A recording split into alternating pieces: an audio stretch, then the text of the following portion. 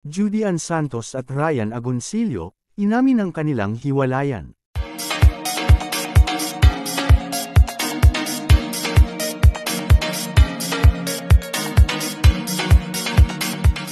Sa isang opisyal na pahayag, kinumpirma nina Judy Ann Santos at Ryan Agoncillo na hiwalay na sila. Matapos ang mahigit isang dekada ng pagsasama, nagdesisyon silang maghiwalay ng maayos. Ayon kay Judy Ann, sinubukan nilang ayusin ang kanilang relasyon ngunit dumating na sila sa puntong kailangang maghiwalay.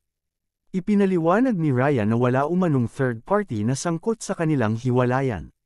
Aniya, magkaibigan pa rin sila para sa kapakanan ng kanilang mga anak.